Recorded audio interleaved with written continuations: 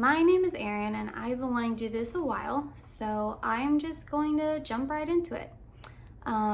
Just so you know, I also have some notes because I like to go down rabbit holes, get off subject, and talk a lot. So I'll be referencing those throughout this so that this doesn't take 30 plus minutes of your time. But let's start with about 5 years ago.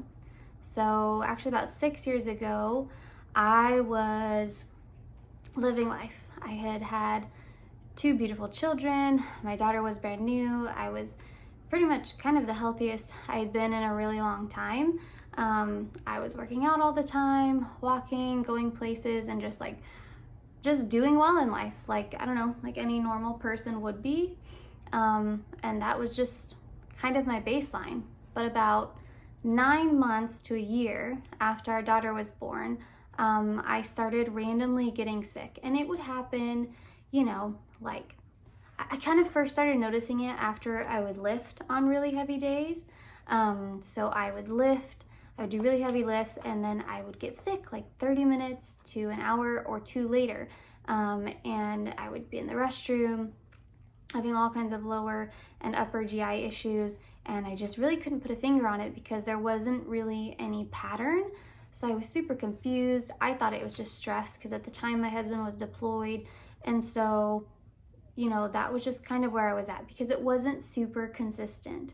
But then as time went on, I would say about 3 years ago, I had about a month where I got really, really sick, and it was really scary. And it was every day, it was every time I ate, and we just couldn't quite figure it out. So I, even before that, when I started getting sick, I had seen, my doctor, a general practitioner. Then I got referred to GI and went through a battery of tests there, endoscopies, colonoscopies, MRIs, CTs, and they couldn't really find anything. Like they found that I had GERD and gastritis and a hiatal hernia, but it wasn't enough to cause the symptoms. And so it was just a lot of, well, maybe you have allergies or to foods, or maybe it's just IBS, right? I just felt like it was like a blanket diagnosis. And for me, my whole life had been flipped around. I was working and at the time, and I was able to take my children to work, but when I got so sick, I couldn't work. I was out of work for at least 2 weeks because I couldn't even show up. I was minorly losing weight, and then after my colonoscopy and endoscopy, things kind of got better, and it was kind of weird. And I started to follow, a little bit of a diet for the things I'd gotten diagnosed with, which I've never tried to eat really bad or anything like that.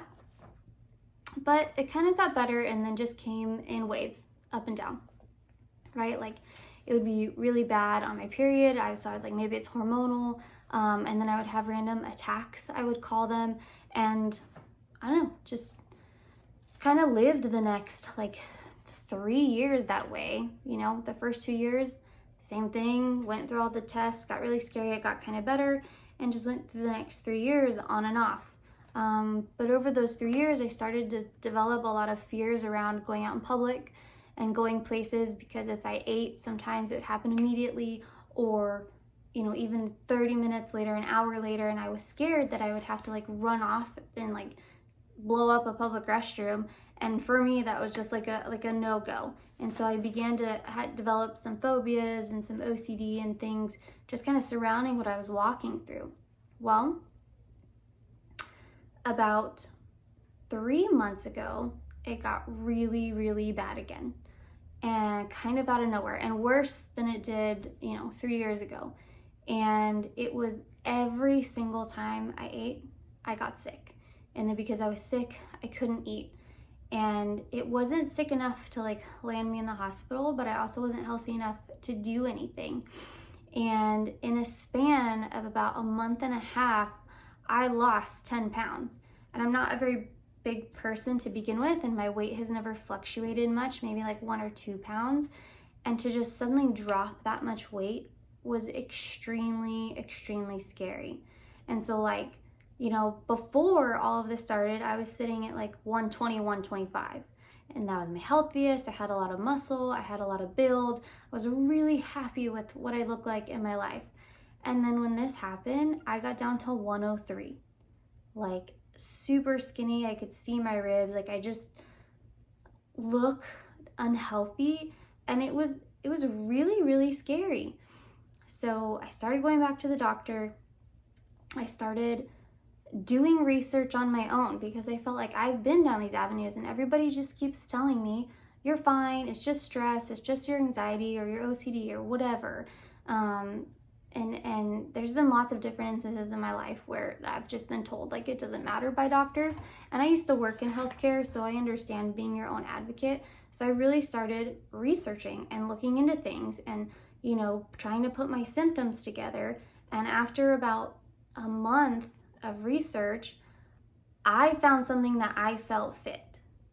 And so I made an appointment with my doctor. I took it to him and I said, look, this is exactly what's been happening. Like, I know I've been saying it for the last 3 years, and you know, my blood work is okay, and it's not, there's no big scary danger thing, but like I am now 103 pounds. I cannot eat. I cannot go anywhere. I'm not healthy. Could it be this? And lo and behold, he was like, yeah, I think that's exactly what it is. I think you're right, and we should start treatment for that right away. And lo and behold, it's post-cholecystectomy syndrome. And I had my gallbladder taken out 9 years ago. 9 years ago. And so it didn't really click at first, and I think that's maybe why it didn't click for any of the doctors either. And I've done a lot of research, and supposedly it can happen anywhere from 2 to 25 years after it's taken out. But basically, like, my body just cannot regulate the bile that's now pouring into my stomach. And so it was just constantly making me sick. So thank God we got those answers and got it figured out. But now I'm kind of in this rebuilding phase, and I'm figuring out life, but it's so different. And there's a lot of like constraints and rules and things that I have to follow and learn. And I really just want to like bring you guys on that journey with me. Like, I am currently still only 104 pounds. I want to get back to 120 with muscle. Like, I used to own a CrossFit gym. I have a personal training and nutrition business. Like, I'm a nutritionist.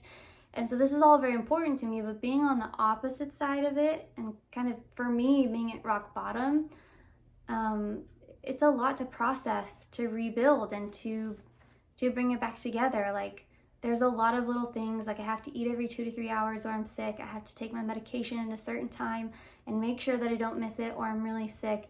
My sleep is terrible. I have to get that fixed. I'm on a bunch of different meds for a bunch of different things. My diet is extremely, extremely strict right now. I haven't done anything but walk for like 4 months, and I miss working out. I miss the gym. And I don't know. I've always been someone that loves to create and share and pour into people and help people change their lives. And, you know, I've started YouTube pages and stopped them. I've started Instagram pages and stopped them. And I just don't ever feel like it was something that totally aligned with who I am. And so, like, right now I'm making this because I want you to know that you're not alone. And the reason this channel is named Be Where Your Feet Are is because I was in a counseling session and my counselor just told me, she said, Erin, you need to be where your feet are. And that needs to be your focus. And even though I've heard that type of statement in many other ways, for whatever reason, those exact words rocked my world. And so my focus now is to every day be where my feet are, be grounded, take it one step at a time, and just try and rebuild and move forward. And I want you to know that if you're going through something like that, you've been through something like that, you're in the middle of it, you're lost and confused, like, you're not alone. Like, I have 2 kids, I have 4 dogs, I have a wonderful husband, and real life is just happening. And I feel like social media is so full of, you know, what feels like a perfect life, or maybe it's too sad, right? Like, it's just, I want to meet in the middle. And I want to create a space where I can share my journey. You can walk with me. I can walk along with you if you're going through something. And I want to make it that. So, you know, this is me rebuilding my life in real time. And I hope to post a video every week. That's my goal. But again, I have a husband and 2 kids and dogs and life, so it may not happen. But I hope you come along with me, and I really appreciate, you know, you starting this journey with me, because hopefully we can be on it together, and I can't wait to learn and grow and see what life has in store. So we'll talk to you next time.